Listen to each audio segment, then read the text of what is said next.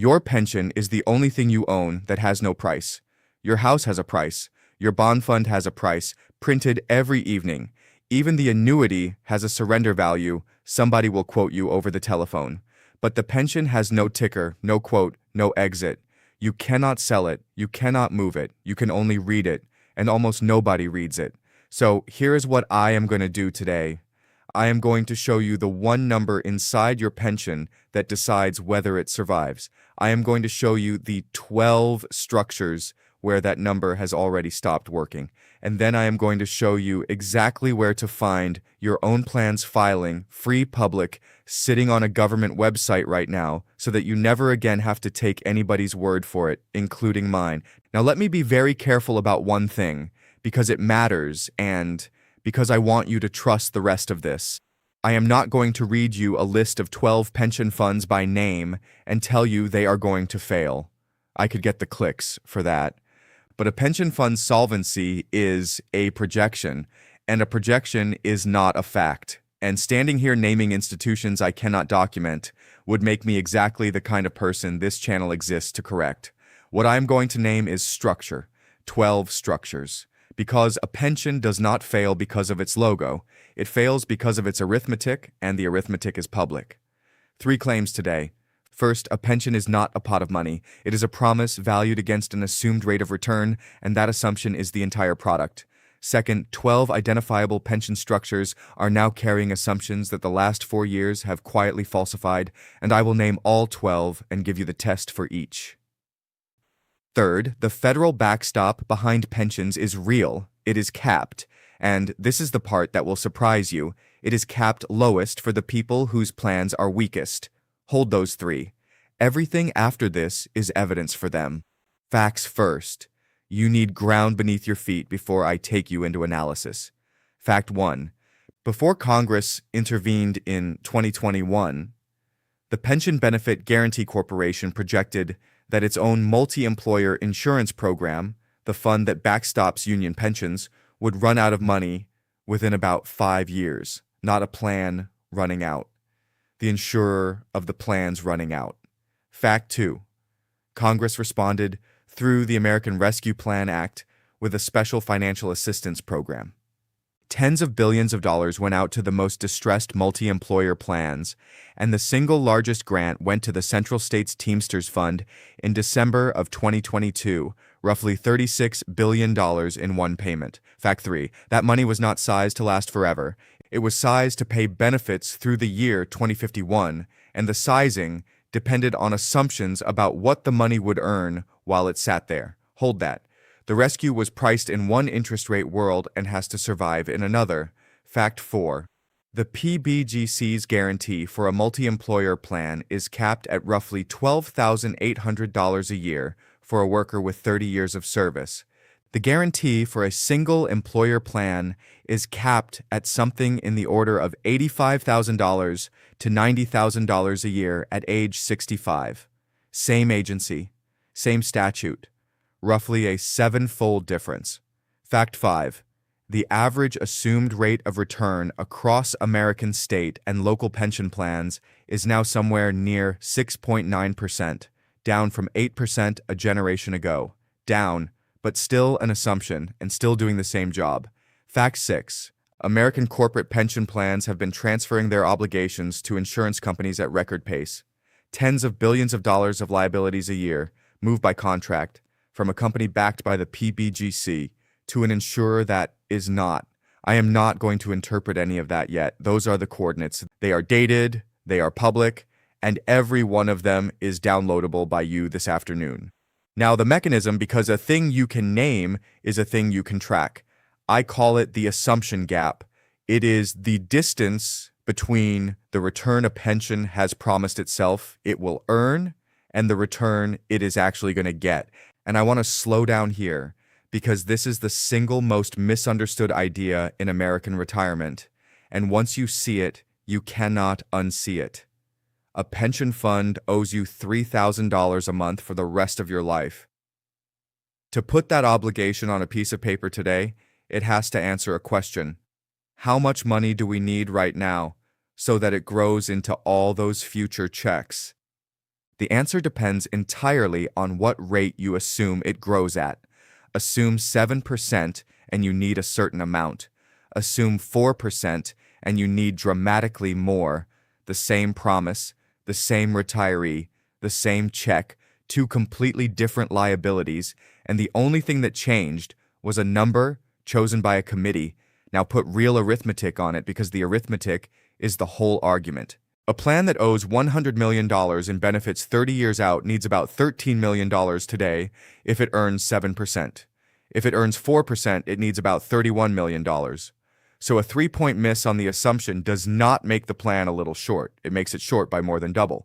And here is the part that should make you sit up. That shortfall does not appear anywhere, not on a statement, not in a letter, not on a phone call, because the plan is permitted to keep valuing what it owes you at the rate it assumed, right up until the day the money is not there. A stock that falls tells you immediately. A pension that is failing tells you in about 11 years. So the assumption is not an accounting detail, the assumption is the product. When a plan lowers its assumed return from 7.5% to 6.5%, that is not housekeeping. That is the plan admitting, in the only language it is allowed to use, that it is further behind than it said it was last year. And now layer the last 4 years on top.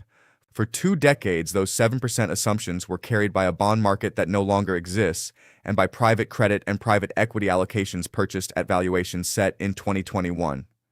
When rates went up, 2 things happened at once, and they pull in opposite directions. The good news: the value of what the plan owes went down because you discount future checks at a higher rate. Reported funded ratios improved. Headlines said pensions were healthier than they had been in 20 years, and on paper, they were. The bad news: the value of what the plan owns went down too. The bonds by arithmetic, and the private holdings by a slower, quieter route, because a private asset is not priced by a market. It is priced by an estimate, and estimates arrive late. So a great many plans in 2023 and 2024 reported the strongest funded position in a generation, built partly on liabilities that had genuinely shrunk and partly on assets that had not yet been remarked. And what did the sponsors do at that moment of maximum reported strength? A very large number of them used it to leave. Now let me show you where the mechanism lands. One question decides membership on this list. Does this plan depend on a return it has already spent? Meaning, has it written checks, or accepted a rescue, or set a contribution rate on the strength of an investment result that has not happened yet and now looks unlikely? If yes, it is on the list, 12 of them in 5 groups. Group 1, multi-employer plans, where the assumption gap is oldest. Number 1, critical and declining plans that never qualified for the federal rescue. The Special Financial Assistance Program had eligibility rules and windows. Plans that were deeply distressed but did not fit the criteria received nothing, and they are still declining on the same trajectory with the same arithmetic, only 4 years further along. Number 2, plans that did receive the rescue. This is the one nobody expects on a list, and it belongs here. The money was calculated to last until 2051, based on an assumed blended return on the assistance. If the realized return runs below that assumption for even a few years early on, the pot does not last to 2051. It runs out sooner, and it runs out with no second act of Congress behind it. The rescue did not remove the assumption gap. It refinanced it once at a fixed size. Number 3, plans with a collapsing contribution base. Look for the ratio of active working members to retirees drawing. When there are 3 retirees for every 1 worker still paying in, the plan is no longer a pension in any meaningful sense. It is a fixed pool being drained on a schedule, and investment return is the only thing standing between it and the floor, which is to say, the assumption is not one input. It is the whole plan. Number 4, plans in industries with a shrinking employer count. Freight and trucking, retail food, commercial printing, construction trades in depopulating regions. In a multi-employer plan, the surviving employers inherit the obligations of the ones that leave. That is, withdrawal liability, which means each departure raises the cost of staying, which encourages the next departure. That is not a risk. That is a mechanism with a direction. Group 2, single employer corporate plans. Number 5, frozen plans at sponsors with weak credit. A frozen plan stops earning new benefits but does not stop owing the old ones. The promise is now entirely dependent on a company that has already signaled it wants out of the pension business. Check the sponsor's credit rating and check when its debt matures. Number 6. Plans that have already been transferred to an insurer. This is the biggest one on the entire list by number of people affected, and most of them do not know it happened. When your former employer de-risks, it buys a group annuity contract and hands your pension to an insurance company. The day that closes, 3 things change. You are no longer covered by the PBGC. You are now a creditor of an insurer, and your protection is your state guarantee association, whose cap is typically around $250,000 of present value, which for a large pension is not the same thing as full coverage. Most people were told by letter. Most people filed the letter. Number 7. Plans at sponsors whose own debt matures in 2026 and 2027. When a company has to refinance at 4 times the coupon it was paying, cash gets rationed. The pension contribution is discretionary in a way the bond coupon is not. The pension does not lose that argument loudly. It loses it in a budget meeting. Group 3, public plans. Number 8, state and municipal plans running a high assumed return against a low funded ratio. The combination is the tell. A plan at 55% funded assuming 7% is not making a forecast. It is making a requirement. It needs 7%. And a plan that needs a return will reach for it, which is precisely why the weakest public plans now hold the largest allocations to private and illiquid assets. Number 9, plans whose sponsoring government depends on a commercial property tax base. Here is where this connects to everything else on this channel. A city funds its pension contribution out of tax revenue, and a large slice of that revenue is assessed on downtown commercial buildings. When those buildings are reassessed downward, and they are being reassessed downward, the pension contribution and the police budget and the schools are all drawing on a smaller pool in the same year. Number 10, plans where the cost of living adjustment is not constitutionally protected. Learn this distinction because it is the one that actually costs you money. In many states, the base benefit is legally untouchable and the COLA is not. So when a cut comes, it comes to the COLA. It does not reduce your check by a cent on day 1, which is exactly why it passes. It simply stops the check from growing, and inflation does the rest over 20 years. Group 4, the 2 that nobody counts. Number 11, church plans. Plans maintained by religious organizations, including a great many hospitals, universities, and care systems affiliated with a church, may elect out of ERISA, which means no federal funding standards and no PBGC guarantee at all. Not a lower cap, no guarantee. Tens of thousands of nurses and teachers are in these plans and were never told the distinction. Number 12, non-qualified and excess plans, the top hat plan. If you were a long-tenured manager, an executive, a senior physician, part of your pension is likely a non-qualified deferred arrangement. It is not funded, it is not insured, and in a bankruptcy, you stand in line as a general unsecured creditor with the office furniture suppliers. The most senior people in the building often hold the least protected promise. 12 structures, 1 mechanism. Every one of them depends on a return that has already been spent. And notice the shape of the list. It is not one industry. It cuts across trucking and city halls and hospitals and boardrooms, which is exactly what you would expect from a mechanism that lives in an actuarial assumption rather than in an asset class.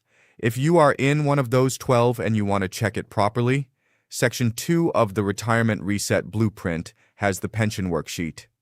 The 4 documents to request, the 2 lines to read on each, and the number that disqualifies a plan. It takes about half an hour and you only have to do it once a year. Link is in the description. Now the part that makes this urgent rather than merely true. 3 things arrive in the same window. The first is the maturity wall. The corporate borrowers inside these portfolios refinance across 2026 and 2027 at rates that are multiples of what they issued at, and pension plans are among the largest owners of exactly that credit.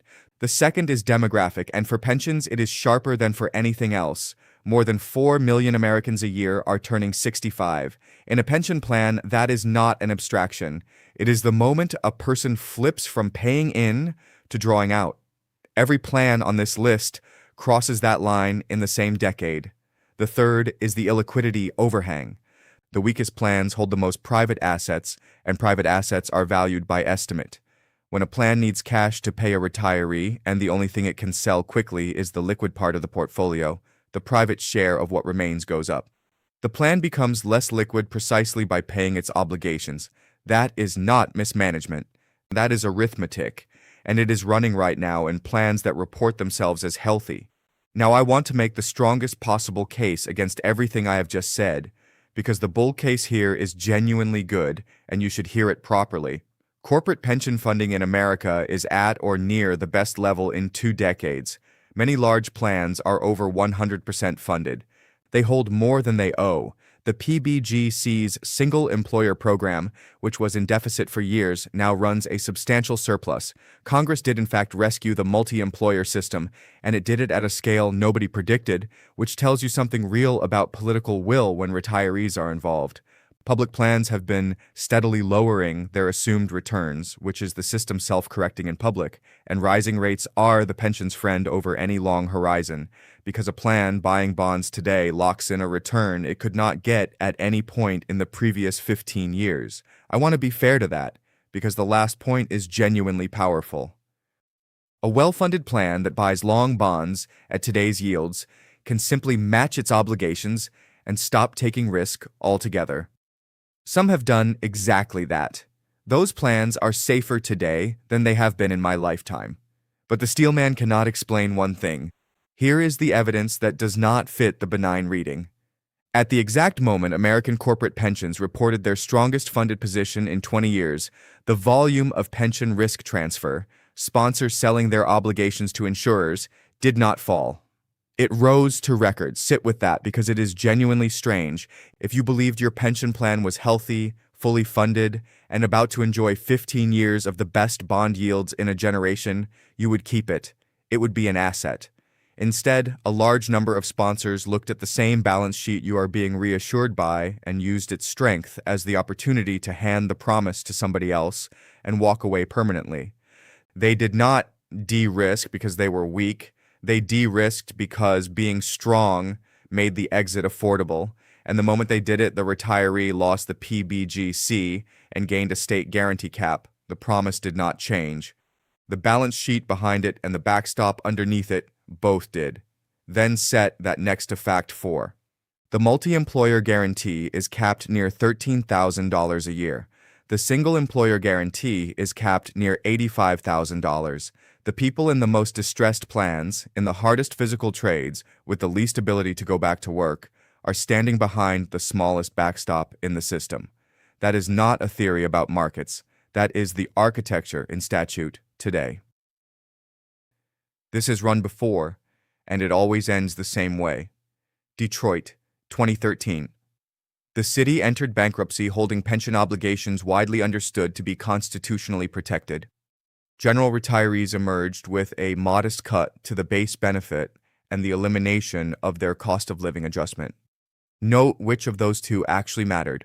Over a 20-year retirement, the COLA is by far the larger number, but the base cut is the one that made the news.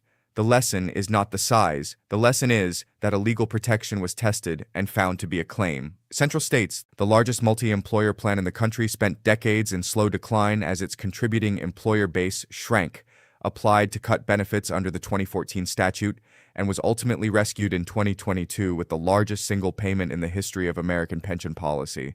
Understand what that sequence proves. It proves the rescue is possible. It also proves that the rescue arrives at the very end after decades of visible decline, and that the size of it was fixed on a date against an assumption. The United Kingdom, September 2022. This is the case almost no American has heard, and it is the most instructive of the three. British pension funds had done everything correctly by the textbook. They hedged their interest rate exposure using an approach called liability-driven investment. Then gilt yields moved violently in a matter of days, the hedges generated collateral calls, and the funds were forced to sell the very assets backing the hedge in order to meet them. Selling pushed yields higher, which triggered more calls. The Bank of England had to intervene directly to stop the loop. That is the one that should keep you up. Those were not badly run funds. On paper, they were the best funded in Europe. They nearly failed in 72 hours, not because the promise was too large, but because the rate itself moved, and the machinery behind the promise could not move with it. The lesson from all three is identical. A pension does not fail when it becomes unaffordable.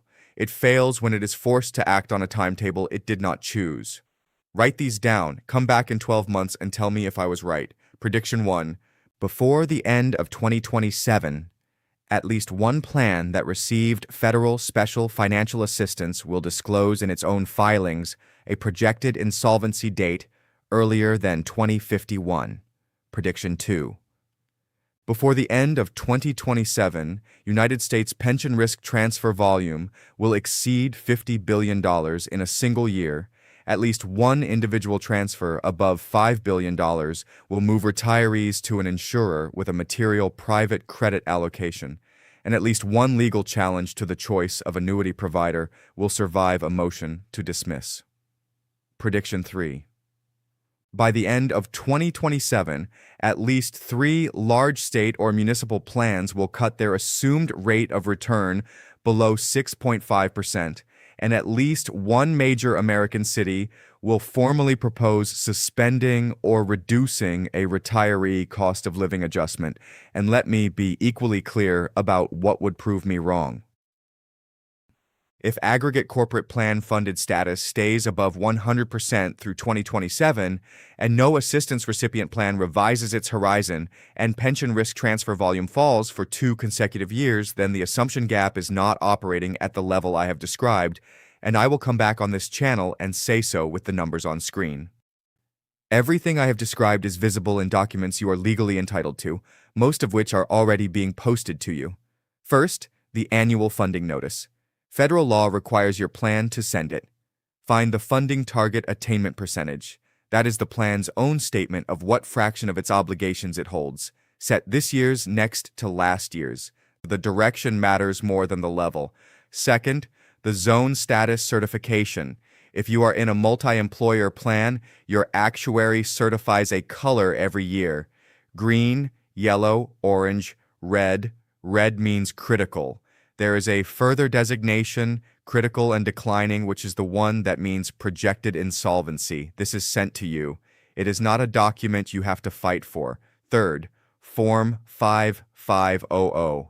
Every ERISA plan files one, and every one of them is free to the public on the Department of Labor's filing search. You can pull your own plan by name in about 4 minutes.